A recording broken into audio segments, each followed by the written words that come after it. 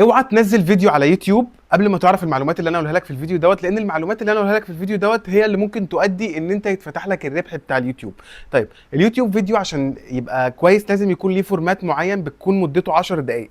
عشان يتفتح لك الربح لازم انت تكون حققت الشروط بتاعه اليوتيوب، ان انت تكون عملت 4000 ساعه لللونج فيديو في اخر 12 شهر، او عملت 10 مليون فيو للشورتس في اخر 90 يوم اللي هم 3 شهور. في ناس بتقول ان اللونج فيديوز ديت اللي هي الفيديوهات الطويله دي الريلز موتتها والشورت فيديوز موتها. بالعكس، لا، في ناس لسه بتخش تبحث وتشوف الفيديو وتدور عليه على اليوتيوب ويقعدوا مده كبيره ان هم يشوفوا سلاسل حلقات. بس الفكره ان الفيديو ده يكون معمول بفورمات معين ان الناس تخش ما تملش. وفي الحلقه ديت انا هقول لك ازاي ان انت تعمل كده، ويلا بينا نبدا. اهلا وسهلا بيكم، انا محمد وبعلمك ان انت تصنع كونتنت على السوشيال ميديا بكذا طريقه سهله جدا وتحوله بعد كده البيزنس ان انت تبيع برودكت سواء بتاعتك او مش بتاعتك. وفي الحلقه ديت انا هقول لك ازاي انت تستغل الفيديو بتاع اليوتيوب بتاعك الاستغلال الكامل ان هو ينتشر من كل الاتجاهات وتبدا ان انت تطلع منه ارباح من ايا كان. في الاخر هقول لك كافيليت او ايه الموضوع اللي انت ممكن تجيب منه فلوس. طيب اليوتيوب فيديو ده بيتكون من حاجات كتير قوي عشان ينتشر، وطبعا اليوتيوب فيديو ده معتمد على الواتش تايم، ان انا لما ادخلك فيديو تكون انت مهتم بيه او انت حابب العنوان او العنوان شدك، فانت عايز توصل لمعلومه معينه فاديها لك في نص الفيديو او في اخر الفيديو، وهوريك ازاي برضو تعملها. طيب اليوتيوب فيديو علشان ابدا ان انا اعمل واتش تايم فيه فلازم يكون في فورمات معين للفيديو. الفيديو اللي بينتشر على يوتيوب دوت بتكون مدته 10 دقائق في الاغلب. طيب الفيديو اللي مدته 10 دقائق دوت ازاي ان انت تعمله، وازاي ان انت تبدا ان انت تقسمه كحتت علشان تكمل بيه وتعمل بيه كونتنت كتير، من مش حلقه واحده، كتعمل كبارتس كتير منه. الفيديو دوت بيتكون من حاجه اسمها هوك. الهوك ده اللي هو الخطاف في اول الفيديو، ان انا اشدك واخليك تكمل الفيديو لاخره زي ما انا عملت معاك في اول الفيديو دوت. والهوك بتاعك بيكون من اول 0 ل 30 ثانيه في بدايه الفيديو، وهناخد اكزامبلز على كده مثلا زي الفيديو دوت. برتقالي وحش قوي، ايه اللون ده؟ قبل النهارده بتطلق عائله الايفون 17 الجديده. العنوان المميز لهذه العائله هو الغرابه في التصميمات. يلا اول فيديو دوت بعد 8 شهور من صدوره، وبعد ما اقوى شركات العالم نزلوا الفلاج شيبس الجباره بتاعتهم، الاجهزه المسيطره على عالم الموبايلات، اشتريت الموبايل ده املا في اني اعرف مين هو افضل موبايل في العالم في سنه 2025. ولكن ما اخبيش عليكم اللي اكتشفته احبطني. ده الجوجل بيكسل اول فيديو دوت. واخيرا يوم الايفون، والنهارده معاكم العائله كلها. معانا الايفون 17 برو، 17 برو ماكس، واكيد العضو الجديد الايفون اير. استعدوا. طيب الهوك دوت انا بعمله ليه اصلا، وبخليك ان انت تقعد معايا في اول الفيديو كده علشان تكمل والهيك، واخليك برضو ما تفوتش الفيديو وما يكونش في اي لحظات صمت خالص في الفيديو بتاعك الطويل، علشان الناس تقدر ان هي تكمله من غير ما تمل او تزهق. والهوك دوت بيتكون من حاجات كتيره جدا، واول حاجه اللي هي جراب اتنشن، ان انا اشد انتباهك واخليك تقعد معايا في اول الفيديو. وتاني حاجه ان انا احط لك حاجه اسمها سربرايزنج فاكت، ان انا افاجئك بحاجه او اخضك بحاجه في الفيديو بتاعي. وتالت حاجه ان انا ابدا ان انا اقول لك حاجات ازاي ان انت تصلح دوت، ازاي ان انت تتعلم ان انت تعمل دوت. وفي الحلقه ديت انا هقول لك ازاي تعمل كذا، او اجيب المين بين بوينت وارميها في اول الفيديو وابدا ان انا اديك معلومات كتير. والهوك بتاعك ممكن يكون ان اكتر الناس بتغلط الغلطه ديت، ودوت اللي بيتسبب ان هم يعملوا كذا. اكتر الناس مثلا بتغلط ان هي تحط موبايلها في الشاحن وتلعب بيه، وده بيسبب ان البطاريه تنزل. تعال اقول لك ازاي تتجنب الموضوع ده. طبعا ده بيكون عنوان، بس احنا لسه هنيجي للحته ديت. انا بوريك بس الهوك ممكن يكون عامل ازاي. بعد الهوك بيكون في حاجه اسمها كويك انترو، اللي هو مقدمه سريعه بتقول فيها انت مين وليه الناس تسمع الفيديو بتاعك دوت. والكويك انترو بتاعك لازم تكون مدته من 5 ثواني ل 10 ثواني. ازيكم يا جماعه، معاكم يحيى. خليني اقول لكم ان انا ما كنتش متحمس قوي، لان زي ما انتم عارفين عملت فيديو قبل كده اتكلمت فيه عن تسريبات الايفون الجديد، احنا عارفين عنه كل حاجه من قبل ما ينزل يعني. بس كان في قلبي يعني حماس كده، لان ربما يفاجئونا بحاجه، ربما يكون في حاجه غير متوقعه. السلام عليكم، اهلا وسهلا بيكم في فيديو جديد مع عمر دايزر. النهارده يا جماعه اكيد يوم حماسي جدا، عشان النهارده هنعمل انبوكسنج وتجربه تعتبر ثانويه بعد تجربه الايفنت لكل عائله الايفون 17 ومعاهم اكيد الايفون اير. وعلى فكره هنجرب مع بعض كمان كل الاكسسوارز الجديده، فيلا بينا نبدا مباشره عشان في حاجات كتير. رقم 3 هي المين كونتنت، اللي هو المحتوى الرئيسي اللي انت هتتكلم عنه في الفيديو بتاعك. ودوت ما بيكونش حاجه عشوائيه انت بتقولها وخلاص، بتكون برضو بناء على معلومات انت لميتها. في ناس بتقدر توصل المعلومه بسهوله، وفي ناس بتطول في المعلومه. شوف الطريقه اللي انت بتحبها وامشي بيها. طيب الدقيقه 1 للدقيقه 8 ده بيكون المين كونتنت بتاعك او المحتوى الرئيسي. المحتوى الرئيسي ده بيتكون من ايه؟ بيتكون من شابترز، ان انت تلاقي الفيديو بتاعك متقسم لاجزاء. لو انت داخل مثلا تشوف موبايل معين تلاقي الشابتر مثلا ده بتاع الكاميرا، الشابتر ده بتاع البطاريه، الشابتر ده بتاع الجيمنج والبروسيسور اللي هو المعالج.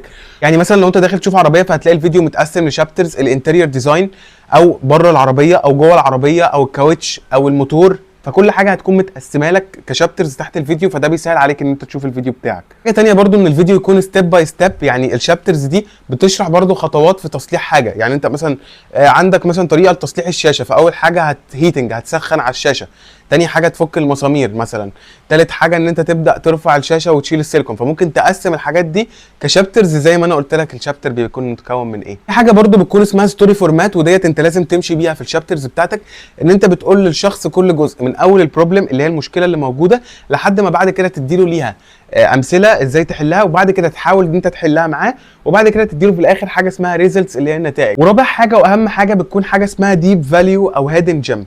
ما معناه ان في معلومه معينه انا دخلت الفيديو دوت علشان اشوفها، والمعلومه ديت هتكون من دقيقه 7 لدقيقه 8:30. انت بعد ما تخلص الشابتر بتاعك بتبدا ان انت تدخل الناس بقى في المعلومه اللي هي الهيدن جيم، اللي هو داخل عشانها، اللي هو لو جاي يشتري موبايل ففي سبب ما يخلوش يشتريه، فالسبب ده هيكون في الدقيقه ديت اللي انا عاملها دلوقتي حتى في الفيديو اللي انا مصممه كده.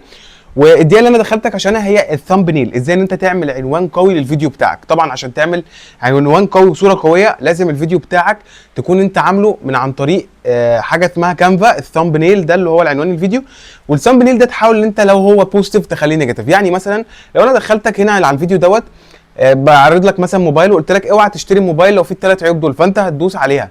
لكن لو قلت لك اشتري موبايل عشان فيه الثلاث مميزات دولت، فانت مش هتدوس. فتحاول تحول الايجابي البوزيتيف لنيجاتيف لسلبي علشان الناس تدخل على الفيديو. كارثه انت بتعملها في موبايلك محدش يعرفها، فدوس الاقي معلومات كتير وفي الاخر الكارثه ديت.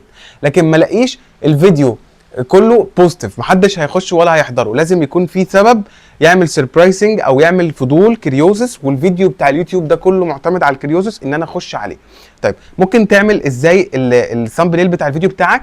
انت بتخش على كانفا وبتلاقي حاجه اسمها تمبلتس، قوالب جاهزه تقدر ان انت تحط فيها صور ليك او تضم ليها عناوين معينه للفيديو بتاعك بتكون بتليق بيه علشان الناس تدخل تلاقي على طول الصوره بتاعتك قويه وبتاع، فيخشوا على الفيديو زي الفيديو دوت ما معمول كده. وحاجه تانية برضو من ضمن الهيدن جيم ان انت الفيديو بتاعك يكون بيتردد محركات البحث. يعني ايه؟ في حاجه اسمها سيرش انجن اوبتمايزيشن. لما حد يخش يبحث عن مثلا فور اكزامبل سكيت بوردز، فيلاقي السكيت بتاعي مثلا اول حاجه، او يلاقي موبايلي اول حاجه، او يلاقي الفيديو بتاعي اول فيديو. طيب ازاي ده بيحصل؟ ده ما بيحصلش بالصدفه، دي بتكون حاجه اسمها اس اي او. الناس دي بتحسن محركات البحث. ازاي؟ يعني مثلا لو انا هعرض سكيت بورد، فممكن الناس تبحث عنه بكذا طريقه، ان واحد يكتب مثلا التزحلق على الاسفلت، عايز اجرب ان انا اركب سكيت، ازاي اتعلم سكيت. فانت الحاجات اللي هو ممكن يبحث عليها دي انت تبقى حاططها في دماغك، وتكون كاتبها في حاجه اسمها هيدن كيوردز، اللي هي الكلمات المفتاحيه المخفيه، اللي لو حد عايز يبحث عن الفيديو بتاعك فممكن يبحث بالصيغه ديت. والصيغات دي كلها انت تقدر انت تستخدم الاي اي النهارده عشان تجدها. زمان ما كانش فيه اي اي والناس برده كانت بتعمل كده. تقدر تدخل مع شات جي بي تي وتبدا ان انت تبحث عن الكلمات المفتاحيه اللي ممكن تخلي الناس تدخل عندك على طول على الفيديو بتاعك وتدور عليه بكذا طريقه تلاقيه. من ضمن المحتويات اللي انا برشحها للناس ان هي تبدا فيها سواء شاب صغير او كنت كبير، ودي حاجات موجوده وسهله، ان انت تتكلم عن التكنولوجيا. دي من الحاجات اللي انت سهل ان انت تجيب صور ليها وتتكلم عنها، بتجمع معلومات والترندز فيها كتير قوي. حاجه تانية برضو العربيات من ضمن الحاجات اللي انت ممكن تتكلم عليها وانت مش معاك العربيه، وتقدر تروح تعمل لها ريفيوهات كتير قوي في معارض كتير قوي، كله فاتح القصه دي علشان يسوقوا لنفسهم.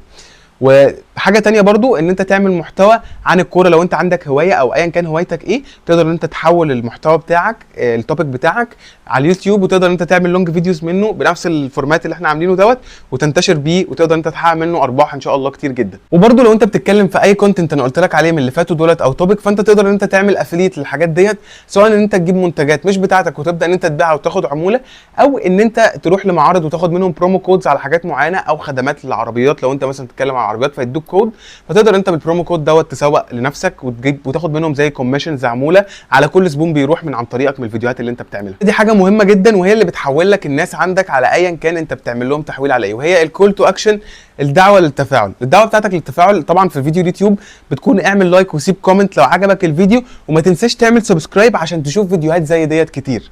فدي دعوه ممكن انت طبعا تغيرها بطريقتك، بس دي الدعوه اللي كله بيقولها للناس. وبالنسبه لي الافيليت ماركتنج فانا شرحته في الكورس كله، وقلت ازاي ان انت تلاقي اي حاجه تبيعها سواء بتاعتك او مش بتاعتك، او انت تعمل حاجه وتبيعها، والكورس دوت عليه خصم 70%، واللينك بتاعه تحت الفيديو دوت على طول. الخصومات والديسكاونت ديت بتكون لفتره مؤقته بنلغيها بعد ما نوصل لعدد معين كل شهر. واخر حاجه بتكون اسمها اوترو، اللي هي الدعوه للاشتراك في اي حاجه، اللي هي بتكون اصلا خاتمه الفيديو بتاعك. انت ممكن تنهيه باي شكل، ان انت تقول شكرا ليكم ان انتوا كملتوا الفيديو دوت لحد الحته الحته ديت.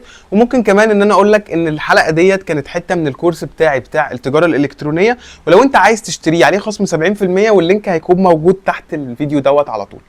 فانجز نفسك وحاول ان انت تشتريه قبل ما الخصم اللي عليه يروح، لان فعلا في معلومات مهمه جدا وانت استفدت، انا متاكد من الفيديو دوت لانك وصلت للحته ديت. بس شكرا ليكم، وما تنسوش تعملوا سبسكرايب، وان شاء الله هنزل لكم فيديوهات كتير تعليميه عن التسويق عموما الالكتروني، وازاي ان انت تبدا لو انت ما عندكش اي امكانيات خالص.